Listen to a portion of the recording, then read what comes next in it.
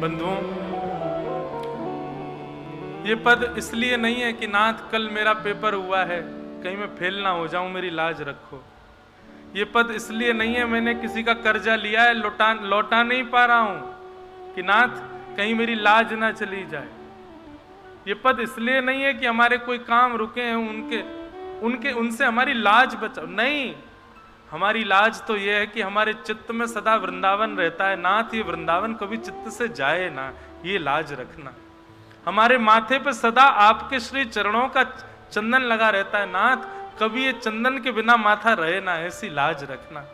हमारी स्मृति में, हमारे स्वप्न में सदा वृंदावन बसा रहता है। नाथ हमारी लाज रखना। ये रसिक जनों की चर्चा, ये संत जनों की सेवा, ये वृंदावन की बीथियों की चर्चा जो चित्त में हमारे विराजमान है, ये कभी हमारे चित्त का त्याग ना कर दे नाथ, उससे हमारी लाज बचा।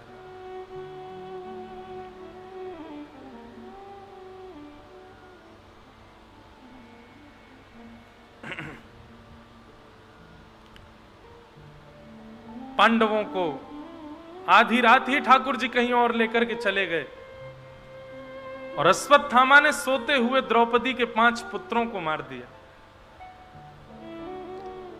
पांचों के सर ले जाकर के प्रस्तुत कर दिए दुर्योधन के सामने। दुर्योधन ने कहा, अरे मूर्ख, ये तूने क्या किया? ये 5 पांडव नहीं है, द्रौपदी के 5 पुत्र हैं ये।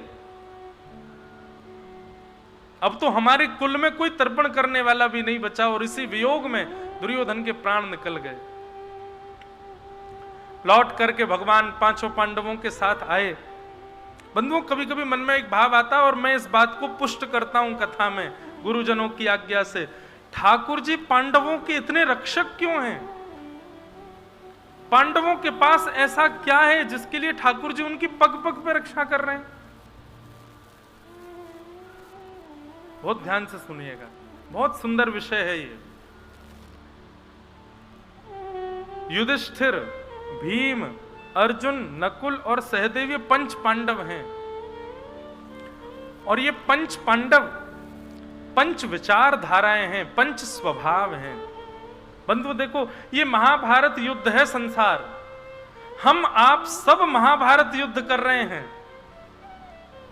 पर आप सबसे पूछा जाए कि इस संसार रूपी महाभारत में आप कौन हो, तो आप सब खुद ही कहोगे हम तो पांडव हैं, हम कौरव नहीं है, हम तो पांडव हैं। लेकिन ये निर्णय आपके कहने से नहीं होगा। अभी हम जो बात बता रहे हैं उससे निर्णय होगा कि आप कौरव हो कि पांडव हो। ये 5 भाव यदि आपके भीतर हैं और इन 5 भावों को पुष्ट करने वाले 2 उपभाव और आपके भीतर हैं, तो आप पांडव हो, नहीं तो आप भी कौरव हैं। 5 भाव कौन कौन से? तो युधिष्ठिर का भाव है धर्म, भीम का भाव है बल, अर्जुन का भाव है प्रेम, नकुल का भाव है बुद्धि और सहदेव का भाव है स्वरूप। मतलब ये 5 लक्षण हमारे भीतर हैं। धर्म है, बल है, प्रेम है, बुद्धि है, स्वरूप है। इन 5 लक्षणों से यह बात सिद्ध हो जाती है कि हम पांडव हैं। अगर हमारे अंदर धर्म है तो हम पांडव हैं, बल है तो हम पांडव हैं, प्रेम है तो हम पांडव हैं, बुद्धि है तो हम पांडव हैं, और स्वरूपवान है तो भी हम पांडव हैं। परंतु ये 5 लक्षण तो कौरवों के पास भी हैं। कौरवों में भी एक धर्म है, कौरवों में भी एक बलवान है, कौरवों में भी एक प्रेमी है, कौरवों में भी एक बुद्धिमान है, कौरवों में भी एक स्वरूपवान है। तो ये बात सिद्ध हो गई कि इन 5 लक्षणों से भी ये पुष्ट नहीं हुआ कि हम पांडव हैं कि कौरव। पांडवों की पुष्टि 2 लोग करते हैं, एक तो पत्नी द्रौपदी और सखा श्री कृष्ण। और इन दोनों के लक्षण क्या हैं? तो द्रौपदी का लक्षण है दया और श्री कृष्ण का लक्षण है ज्ञान। समझ में आ रही है बात?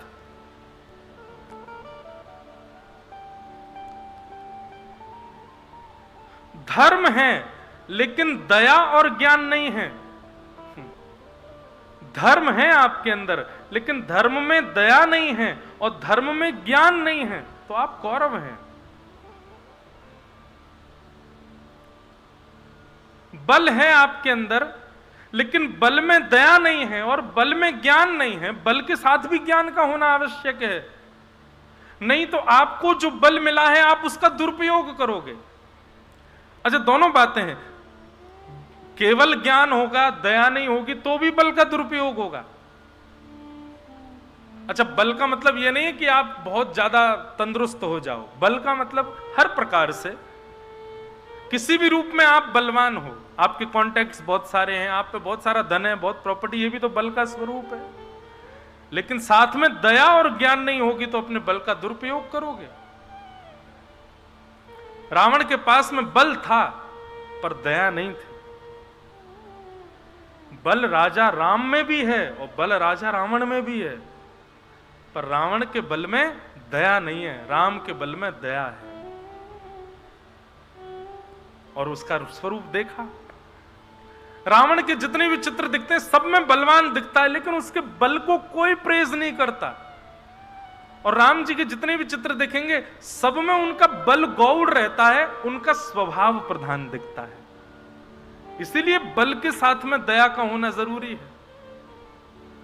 अगर बलवान हैं हम और दया और ज्ञान नहीं है तो हम ही कौरव हैं। तो धर्म है, बल है, अब आया प्रेम। प्रेम में यदि दया और ज्ञान नहीं होगा तो वो प्यार कहलाएगा, प्रेम नहीं, वो स्वार्थ है। प्रेम में यदि दया नहीं है और प्रेम में यदि ज्ञान नहीं है, यहां इन सब बातों में ज्ञान का मतलब विवेक है। यदि विवेक युक्त आपका प्रेम नहीं है, सही गलत की पहचान युक्त आपका प्रेम नहीं है, तो वो आसक्ति कहलाएगा। तो प्रेम के साथ भी दया और ज्ञान दोनों होने चाहिए, नहीं तो आप कौरव माने जाओगे। धर्म है, बल है, प्रेम है, और चौथा लक्षण बुद्धि। बुद्धि तो है पर विवेक नहीं है, ज्ञान नहीं है। बुद्धिमान तो बहुत हैं लेकिन विवेकी नहीं है और दयावान नहीं है, तो निश्चित है अपनी बुद्धि का दुरुपयोग करेंगे। श्री हरिराम व्यास जी, जिनका हम चरित्र सुन रहे थे कल परसों, वे पहले बड़े विद्वान थे और विद्वत्ता से एक ही काम करते थे। क्या करते थे?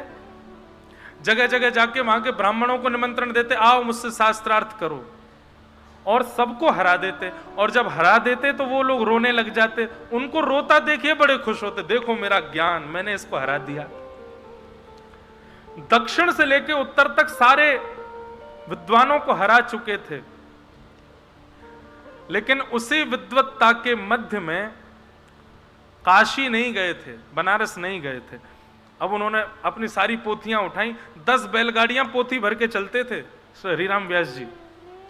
और जैसे ही काशी पहुंचे, काशी में जाकर के विद्वानों को चुनौती दी, आइए मुझसे शास्त्रार्थ करिए। तो विद्वानों ने जाकर के महादेव से प्रार्थना करी, महादेव हमको पता ही हमको हरा देंगे, क्योंकि ज्ञानी हो तो शास्त्रार्थ किया जाता है। ये तो कुतर्की ज्ञानी है, ये तो हराने को ही ज्ञान मानता है। इससे अगर हम हार गए तो काशी हार जाएगी। तब महादेव एक ब्राह्मण का रूप धारण करके गए और जाकर के हरिराम व्यास जी से उन्होंने केवल एक प्रश्न किया, व्यास जी मैं आपसे शास्त्रार्थ करने नहीं आया, मैं केवल एक जिज्ञासा जानने आया हूं, विवेक किसको कहते हैं? हरिराम व्यास जी बोले, सही गलत की पहचान को विवेक कहते हैं, सद असत की जानकारी को विवेक कहते हैं। महादेव बोले, तो मैं ये पूछना चाहता हूं, क्या आपको अपने ज्ञान का विवेक हो गया? बोले हाँ मुझे हो चुका है। बोले अच्छा, तो मतलब आप इसलिए ज्ञानी बने हो ताकि कोई और ज्ञानी अपने आप को कहे तो आप उसको हरा सको, इसी के लिए ज्ञान का प्रयोग करते हो केवल। अरे आपने अपने कभी इस ज्ञान से यह विचार किया कि मैं किसी को धर्म पथिक बना दूं, मैं किसी को शास्त्र सम्मत बातें सिखा दूं, किसी को ऐसा योग्य बनाऊं कि वो अपना घर चला सके? आप ब्राह्मणों को हरा करके उनको नीचा दिखा के केवल रुलाते हैं, इसको अपना ज्ञान मानते हैं, इसी को विवेक युक्त ज्ञान मानते हैं। अरे हरिराम व्यास जी, आप तो वृंदावनेश्वरी श्री राधा रानी की निज सखी हो, आप तो विशाखा के रूप में आई हो। आपका ज्ञान इसलिए नहीं कि आप सबको परास्त करो, आप तो वृंदावन जाओ और वृंदावन रस को अपने ज्ञान से और प्रकाशित करो, इसके लिए आपको ज्ञानी बनाया गया है। ये सुनते ही उनका रोम रोम कांपने लगा, चरणों में गिर गए, बोले आप कौन हो, अपना रूप दिखाओ। इतने में ही ध्याये नित्यम महेशम रजत गिरिनिभं चारु चंद्रावतंसम रत्नाकल्पोज्ज्वलांगम पयुष मृगवराभीति हस्तम प्रसन्नम पद्मासीनं समन्तास्तुतममरगणैः व्याधिकृत्यं वसानं विश्वाद्यं विश्ववन्द्यं अखिल भयहरं पंचवक्त्रं त्रिनेत्रं नम पार्वती पतये हर हर महादेव। बंधुओं, एक बात कहें, वृंदावन रस यदि आप खूब प्रयास कर रहे हैं फिर भी चित्त में नहीं बैठ रहा, मैं बार बार कहता हूं महादेव की शरण में जाओ। ये गूढ़ बात है, सबको नहीं पता है, पर वृंदावन रस के उद्गाता महादेव ही हैं। उन्होंने ही प्रकट किया है वृंदावन रस को। लोग राधा कृपा कटाक्ष का पाठ करते हैं, किसने गाया राधा कृपा कटाक्ष? महादेव ने गाया। वे ही नित्य चिंतन में बैठे रहते हैं। पार्वती कहती हैं आप परब्रह्म हो, आप परब्रह्म होकर के भी किसका स्मरण करते हो? तब पार्वती जी को उन्होंने सुंदर वृंदावन रस सुनाया, वृंदावन महिमा सुनाई। बोले मैं सदा वृंदावन का स्मरण करता हूं। ऐसे महादेव। इसलिए मैं लोगों से कभी कभी प्रार्थना करता हूं कि महादेव के मंदिर में जाके ओम नमः शिवाय दुनिया गावे, तुम महादेव के मंदिर में जाके बोला करो बोलो श्री राधा वल्लभ लाल की। महादेव के तीनों नेत्र खुल जाते होंगे। जय हो, मेरे प्यारे को नाम लेवे वारो आयो आज मेरे पास, मेरे स्वामी को नाम लेवे आयो। महादेव के मंदिर में जाकर के श्री राधा श्री राधा श्री राधा नाम की ध्वनि गाओ। आप अनुभव करोगे कि महादेव आपको पुष्ट करेंगे श्री जी के प्रति। और उन्हीं हरिराम व्यास जी को भेजा वृंदावन महादेव ने, जिन हरिराम व्यास जी ने आकर के वृंदावन रस को गाया। तो ज्ञान तो है, पर ज्ञान में यदि दया नहीं होगी और विवेक युक्त ज्ञान नहीं होगा तो वही बुद्धि कौरव की कहलाई जाएगी, पांडवों की नहीं। और पांचवा लक्षण है स्वरूप। ठाकुर जी ने सुंदर स्वरूप दिया है, सुंदर तन दिया है, लेकिन सुंदर स्वरूप और तन के साथ दया नहीं दी है और ज्ञान नहीं दिया है, विवेक नहीं दिया है, तो आप कौरव हो, आप पांडव नहीं हो। ऐसा हो ही नहीं सकता कि इस पंडाल में जितने लोग बैठे हैं इनमें 5 में से एक गुण भी ना हो। किसी में धर्म है, किसी में बल है, किसी में प्रेम है, किसी में ज्ञान है, किसी का स्वरूप है। बस अभी तक अगर आप दया और विवेक से विहीन रहे हो, अब समझ जाओ, क्योंकि ये बात तो निश्चित है कि महाभारत पांडव ही जीतेंगे, कौरवों को हारना पड़ेगा। अगर कौरव बने रहोगे तो इस संसार के महाभारत में हार जाओगे। और महाभारत में हार का मतलब क्या है? पुनरपि जननम पुनरपि मरणम पुनरपि जननी जठरे शयनम। फिर दोबारा 84 लाख योनियों में भटकोगे, छिपकली बनोगे, कीड़ा बनोगे, कीकर बनोगे, कछू बनोगे, कछू बनोगे। समझ जाना, हार गए हम। अगर जीतना है इस महाभारत के युद्ध में तो 2 लोगों को अपने से जोड़ो, कृष्ण और द्रौपदी। द्रौपदी यानी कि दया, दया यानी कि दीनता, और कृष्ण यानी कि विवेक युक्त ज्ञान। समझ में आई बात?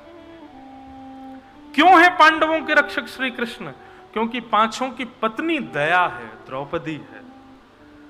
क्योंकि 5 निर्देश पालन करते हैं श्री कृष्ण का, यानी कि विवेक युक्त ज्ञान का, इसलिए श्री कृष्ण उनके साथ रहते हैं। मैं गा दूंगा, लला भी मत बजावे। मोहे तो भरोसो है तेरो रे के किशोरी। अब ये तो मेरी गलती नहीं थी, मैं तो सीधी सीधी कथा सुना रहा था, इनने बजाया। ये क्यों मुझे दोबारा श्री जी के पास ले गए?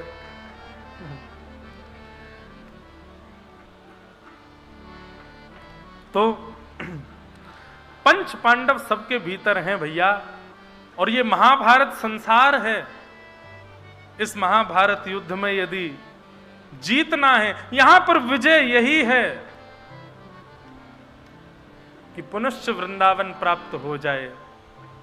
यहां की विजय यही है कि पुनरपि जननम मरणम के भाव से निकल जाए हम।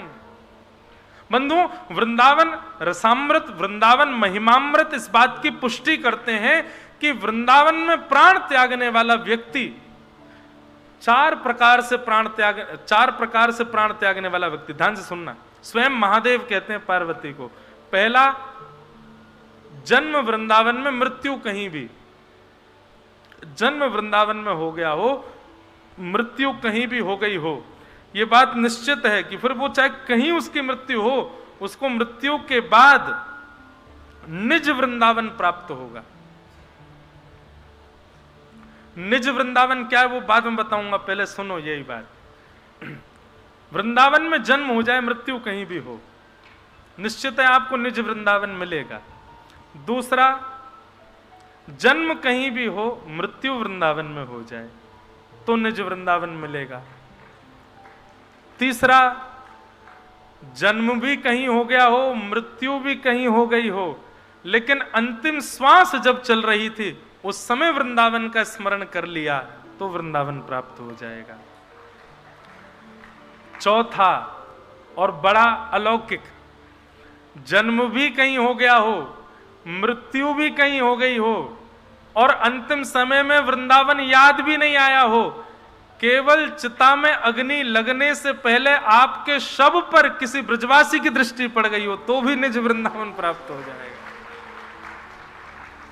अगर किसी की शव यात्रा में ब्रजवासी, ब्रज का जन्मा ब्रजवासी चला जाए, उसकी शव यात्रा में चल जाए, निश्चित है, सोचो एक ब्रजवासी चल जाए और जिसको ब्रजवासी ही नाचते गाते हुए कंधा दे करके लेके जा रहे हो, उसकी स्थिति क्या होगी? इन चार स्थिति में प्राण त्यागने वाले व्यक्ति को निज वृंदावन प्राप्त होता है। अब सोचो निज वृंदावन क्या है? श्री बिहारिन देव जी का पद है, बिहरत लाल बिहारिणी दो, यमुना जू के तीरे तीरे। निज वृंदावन कैसा है? सुनो, ऐसा ही है, बस अंतर क्या है? भीड़ नहीं है वहां पे, और यदि कोई दिख भी रहा है चलता फिरता तो वो कौन है? स्वामी श्री हरदास जी होंगे, हितरवंश महाप्रभु होंगे, श्री हरिराम व्यास जी होंगे, भक्तिमती मीराबाई होंगी, सूरदास जी होंगे, गोविंद दास होंगे, कृष्णदास होंगे, छीत स्वामी होंगे, भोरी सखी होंगी।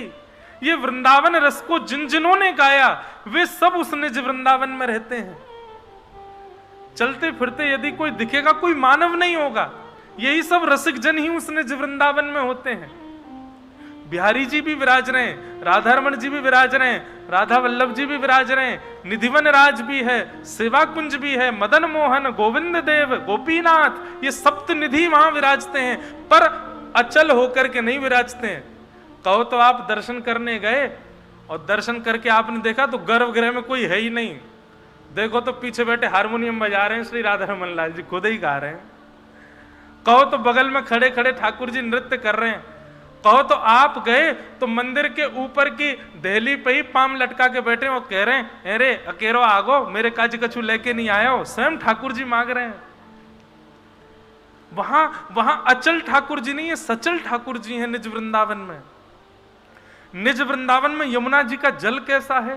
बोले इतना शीतल, इतना शीतल, शीतल मतलब ठंडा नहीं, ऐसा शीतल कि एक बार पान कर लो, बुद्धि की कुंठाएं निवृत्त हो जाएं, हृदय के सारे संशय निवृत्त हो जाएं, मुख में एक अलग सी सुगंधी आ जाए, केसर युक्त है, सुंदर सुंदर व्यंजनों से, सुंदर सुंदर सुगंधित सामग्रियों से युक्त यमुना जी का जल है निज वृंदावन में। निज वृंदावन की रज कैसी है? बोले कोटि कोटि मणियां हैं, किसी मणि को उठा करके यदि गौर से निहारोगे तो श्यामा श्याम की लीला का दर्शन हो जाएगा। निज वृंदावन में किसी को भूख प्यास नहीं लगती, निज वृंदावन में कोई रोटी सब्जी दाल चावल नहीं खाता, निज वृंदावन में पेट भरने की विदा ही केवल श्यामा श्याम की लीला का दर्शन है। वे दिख जाते हैं और सब तृप्त हो जाते हैं, ऐसा निज वृंदावन। श्री बिहारिन देव जी ने वर्णन किया, बहुत बड़ा पद है, गा देते हैं। बिहरत लाल बिहारिण दो यमुना जी के तीरे तीरे, बिहरत लाल बिहारिण दो यमुना जी के तीरे तीरे। आपको सत्य बताएं, अन्य कहीं कथा होती है ना तो भाव आता है, पर भाव आकर के एक बार रुका तो सच में रुक ही जाता है, मैं गाता नहीं। पर यहां ऐसा हो रहा है, मैं जानबूझ के दबा रहा हूं कि भाव नहीं आवे, फिर भी निकल जाता है। मैं अपने वश में नहीं हूं भैया, इसलिए क्षमा करना, सब लोग गाओ भाव से। बेहरत लाल बिहारिण दो यमुना जी के तीरे तीरे, बिहरत लाल बिहारिण दो यमुना जी के तीरे तीरे। बिहरत लाल बिहारिण दो यमुना जी के तीरे तीरे। बिहरत लाल बिहारिण दो यमुना जी के तीरे तीरे। अद्भुत अखंड अमल दल लोचन, भर भामिनी भुज भीरे भीरे।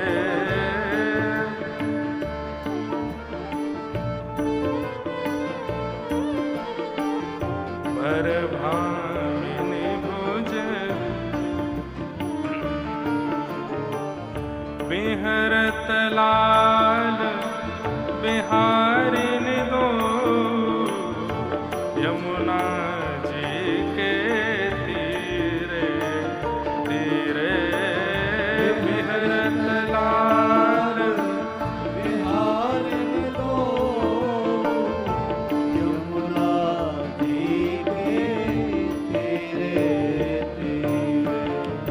तामे द्वैशशी श्रवत सुधाश्रम, तामे द्वैशशी श्रवत सुधाश्रम, जल कन मुख छवि नीरे नीरे, जल कन मुख छवि नीरे।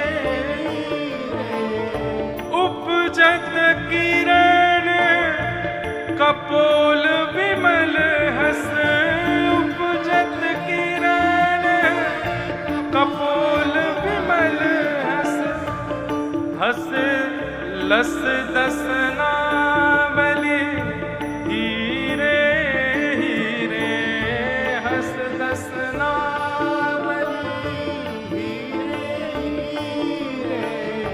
बिहरत लाल बिहारिण दो